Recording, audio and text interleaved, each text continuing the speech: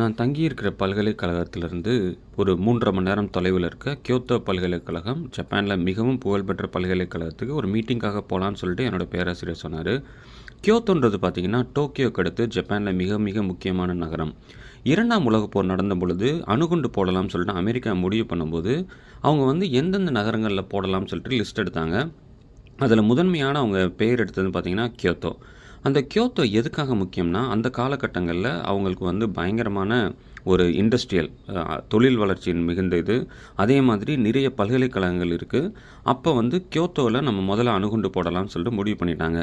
இது யார் முடிவு பண்ணாங்கன்னு சொல்லிட்டிங்கன்னா, அந்த இராணுவமும் சரி விமானப்படையும் சேர்ந்து இந்த மாதிரி மிலிட்டரி பீப்புள் இராணுவத்தில் இருக்கவங்க முடிவு பண்ணாங்க. முடிவு பண்ணிவிட்டு அந்த லிஸ்ட்டு ஒரு செக்ரட்டரிகிட்ட வருது. அவர் பேர் ஹென்ரி சிம்ஸ்டன் சொல்லிட்டு ஒரு வார் செக்ரட்டரி. அவர் இந்த லிஸ்ட்டை பார்த்துட்டு கியோத்தோவோட பேரை பார்த்தோன்னே அவருக்கு மிக அதிர்ச்சி ஆயிடுச்சு. ஏன்னா அவருடைய ஹனிமூன் பீரியடில் அவர் கியோத்தோவுக்கு போயிருக்காரு. அதுக்கப்புறம் கூட ஒரு 20-30 தடவை கியோத்தோ நகரத்துக்கு போய் அந்த கியோத்தோ நகரத்து மேலே ஒரு ஒரு மிகப்பெரிய ஒரு காதல் கொண்டாருன்னே நம்ம சொல்லலாம். அதனுடைய பாரம்பரியம், அதனுடைய அழகு எல்லாத்தையும் பார்த்துட்டு இவருக்கு என்னென்னா அந்த கியோத்தோ நகரத்தை அழிக்கிறதுல உடன்பாடு இல்லை ஹென்ரிக்கு.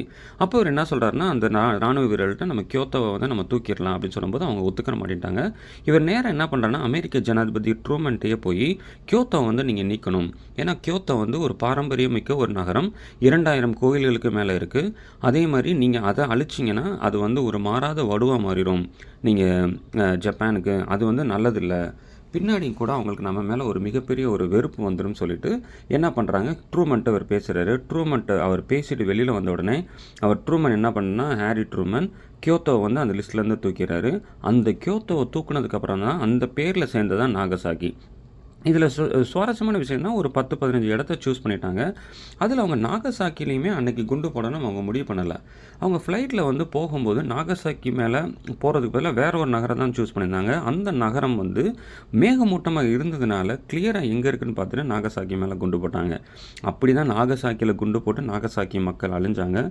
ஒரு வேளை அப்படி இல்லாட்டினா, அந்த ஹென்ரின்ற ஒருத்தவர் இல்லாட்டினா கியோத்தோ நகரமும் அழிஞ்சிருக்கும். கியோத்தோ நகரம் இன்றைக்கும் நீங்கள் போய் பார்த்தீங்கன்னா ரொம்ப பியூட்டிஃபுல்லாக இருக்கும்.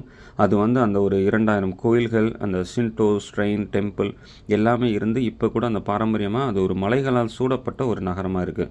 அப்படி கியோத்தோவில் இருந்த அது ஒரு கியோத்தோ பல்கலைக்கழகத்தில் தான் சென்ற வருடம் அதில் கெமிஸ்ட்ரிக்கான நோபல் பரிசு வாங்கினாங்க. மெட்டல் ஆர்கானிக் மாஃப்னு சொல்லிட்டு மெட்டல் ஆர்கானிக் ஃப்ரேம் ஒர்க்ஸில். அந்த பல்கலைக்கழகத்தில் ஒரு சின்ன ஒரு ப்ரெசன்டேஷனுக்காக நான் வந்திருக்கேன். ஒரு சுவாரஸ்யமான முக்கியமான ஒரு வாய்ப்புன்னு நான் நினைக்கிறேன். So Kyoto